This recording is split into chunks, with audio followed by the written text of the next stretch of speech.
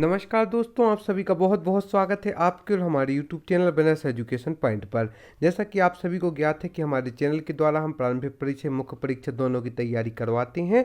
और यदि आप हमारे चैनल से नए जुड़े हैं तो सर्वप्रथम आप हमारे चैनल को सब्सक्राइब करें। साथ ही साथ आप फेसबुक, यूट्यूब, इंस्टाग्राम, टेलीग्राम पर भी हमें ज्वाइन कर सकती हैं और हमारे मुख्य परीक्षा के नोट्स भी परचेस कर सकते हैं। प्रारंभिक परीक्षा की टेस्ट सीरीज भी ज्वाइन कर सकते हैं और प्रारंभिक परीक्षा की टेस्ट सीरीज ज्वाइन करने के साथ साथ आप हमारी मध्य प्रदेश करंट अफेयर्स की विशेष पीडीएफ एवं अन्य महत्वपूर्ण पीडीएफ भी बहुत ही किफ़ायदा में प्राप्त कर सकती हैं, जो कि टॉपर्स के द्वारा बनाई गई हैं।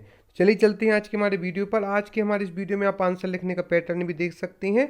हमने आज की इस वीडियो में समाजशास्त्र से संबंधित कुछ प्रमुख प्रश्नों को लिया है, जिनमें हमने पहले भी समाजशास्त्र से संबंधित विषयों को पढ़ा चुके हैं। उसी श्रृंखला को आगे रखते हुए हम कुछ महत्वपूर्ण प्रश्नों को देखेंगे। तो चलिए चलते हैं आज के हमारे प्रश्नों पर।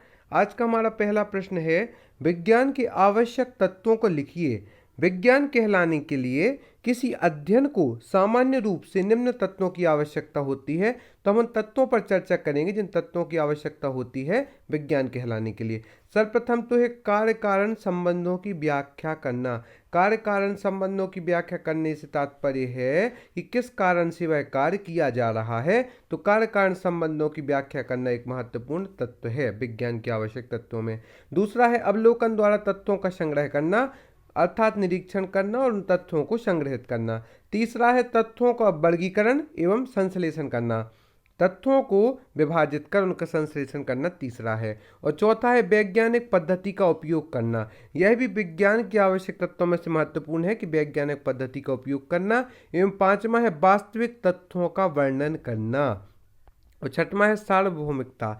सार्वभौमिकता भी एक प्रमुख विज्ञान के आवश्यक तत्वों में से है। इस प्रकार से 6 तत्व हैं। पहला तो कार्य कारण संबंधों की व्याख्या करना, दूसरा अवलोकन द्वारा तथ्यों का संग्रह करना, तीसरा तथ्यों का वर्गीकरण एवं संश्लेषण, एवं चौथा है वैज्ञानिक पद्धति का उपयोग करना, पांचवा है वास्तविक तत्वों का वर्णन और छठवा है सार्वभौमिकता। हमारा जो अगला प्रश्न भाई बहुत इंपॉर्टेंट है, 3 मार्कर में आ सकता है और कई एग्जाम में आए भी है।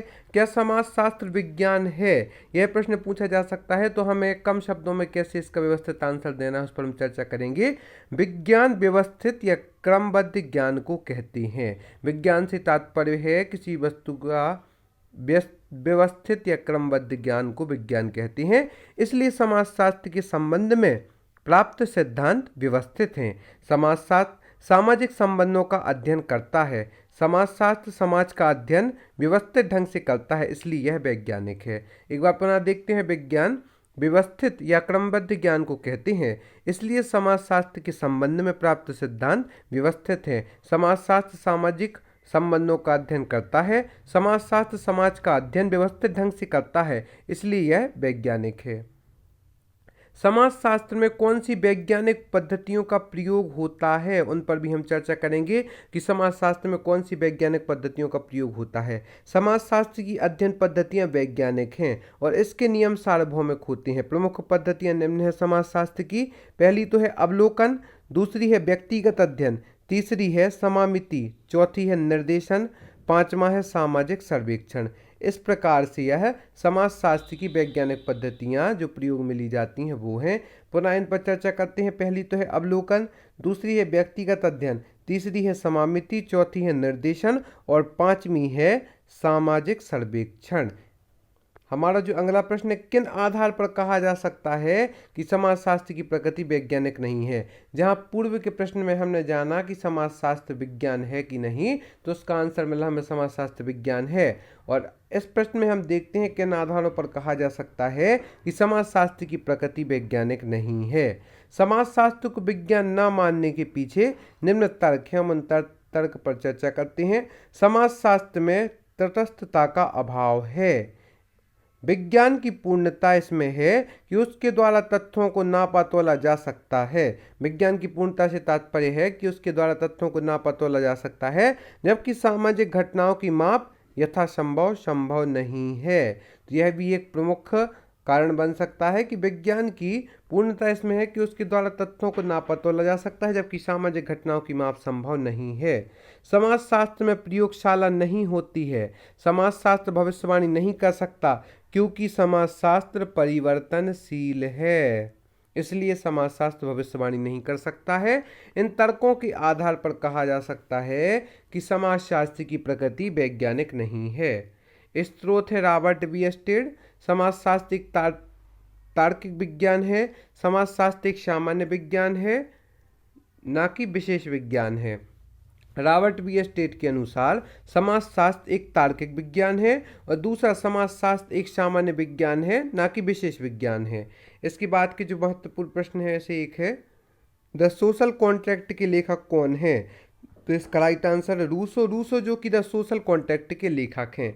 इस प्रकार से हमने इन प्रश्नों के बारे में जाना। कुछ और प्रश्नों पर भी हम चर्चा करते हैं। समाज शब्द का विश्लेषण कर अर्थ समझाइए। इस पर भी हम चर्चा करेंगे। समाज में सामाजिक संबंध स्थापित होते हैं। समाज में विभिन्न संगठनों का निर्माण होता है। समाज के अंतर्गत व्यक्तियों में चेतना एवं अंतःक्रिया होती है। समाज व्यक्तियों के जीवन पर प्रभाव डालता है। समाज भौतिक एवं सामाजिक उन्नति करता है। समाज में परंपराओं का निर्वहन किया जाता है। समाज व्यक्तियों में नम्रता एवं समर्पण की भावना लाता है। इस प्रकार से समाज शब्द का विश्लेषण के अर्थ के बारे में हमने जाना। उसके जो प्रमुख कारण उनको हम पुनः देखते हैं। समाज में सामाजिक संबंध स्थापित होते हैं। समाज में विभिन्न संगठनों का निर्माण होता है। समाज के अंतर्गत व्यक्तियों में चेतना एवं अंतःक्रिया होती है। समाज व्यक्तियों के जीवन पर प्रभाव डालता है। समाज भौतिक एवं सामाजिक उन्नति करता है। समाज में परंपराओं का निर्वहन किया जाता है। समाज व्यक्तियों में नम्रता एवं समर्पण की भावना लाता है। यहाँ पर पुनः उपयोगी जानकारी दे दें कि जो हमारे नोट्स हैं वह 2D पॉइंट बनाए गए हैं, टॉपर्स के द्वारा बनाए गए हैं, टीम के द्वारा तैयार किए गए हैं, जो कि बहुत ही व्यवस्थित हैं। आप यदि अभी से तैयारी करने लगेंगे तो अभी आपके पास समय है, सफिशिएंट टाइम है, जिसमें आप तैयारी करके अपनी सफलता को सुनिश्चित कर सकते हैं। तो हम आपसे निवेदन करते हैं कि जल्दी जल्दी आप हमारे चैनल को सब्सक्राइब करें, वीडियो को लाइक एवं शेयर करें, फेसबुक, यूट्यूब, इंस्टाग्राम, टेलीग्राम पर भी हमें ज्वाइन करें और हमारे नोट्स जल्दी जल्दी परचेस करें। इसके बाद के जो हमने प्रश्न देखे उनका हम एक बार रिवीजन कर लेते हैं। विज्ञान की आवश्यक तत्वों में है कार्य कारण संबंधों की व्याख्या करना, अवलोकन द्वारा तथ्यों का संग्रह करना, तथ्यों का वर्गीकरण एवं संश्लेषण, वैज्ञानिक पद्धति का उपयोग करना, वास्तविक तथ्यों का वर्णन, सार्वभौमिकता, यह आवश्यक तत्वों के अंतर्गत आती हैं। क्या समाजशास्त्र विज्ञान है? तो इसका राइट आंसर है हाँ, समाजशास्त्र विज्ञान है। विज्ञान व्यवस्थित या क्रमबद्ध ज्ञान को कहते हैं, इसलिए समाजशास्त्र के संबंध में प्राप्त सिद्धांत व्यवस्थित हैं। समाजशास्त्र सामाजिक संबंधों का अध्ययन करता है। समाजशास्त्र समाज का अध्ययन व्यवस्थित ढंग से करता है, इसलिए यह वैज्ञानिक है। समाजशास्त्र में कौन सी वैज्ञानिक पद्धतियों का प्रयोग होता है? तो समाजशास्त्र की अध्ययन पद्धतियाँ वैज्ञानिक हैं और इनके नियम जो है वह सार्वभौमिक हैं। प्रमुख पद्धतियाँ निम्न है। पहली तो है अवलोकन, व्यक्तिगत अध्ययन, समामिति, निर्देशन, सामाजिक सर्वेक्षण। किन आधारों पर कहा जा सकता है कि समाजशास्त्र की प्रकृति वैज्ञानिक नहीं है? अब जैसे कि हमने पूर्व निर्धारित प्रश्न में जान चुके हैं कि वह वैज्ञानिक है, तो इसमें हम जानेंगे कि वैज्ञानिक क्यों नहीं है। समाजशास्त्र को विज्ञान न मानने के पीछे निम्न तर्क है। पहला तो समाजशास्त्र में तटस्थता का अभाव है।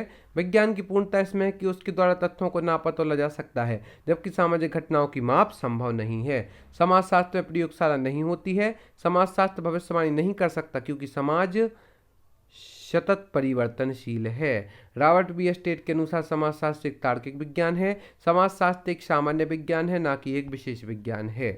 इसके बाद का जो प्रश्न था कि समाज शब्द का विश्लेषण के बारे में भी हमने जाना और इसके बाद में हमने समाजशास्त्र की परिभाषा बताएं तो हम 3 मार्कर में समाज में व्याप्त सामाजिक संबंधों को व्यवस्थित तथा क्रमबद्ध तरीके से अध्ययन करने वाले विज्ञान को समाजशास्त्र कहते हैं। पुनः देखते हैं, समाज में व्याप्त सामाजिक संबंधों को व्यवस्थित तथा क्रमबद्ध तरीके से अध्ययन करने वाले विज्ञान को समाजशास्त्र कहते हैं।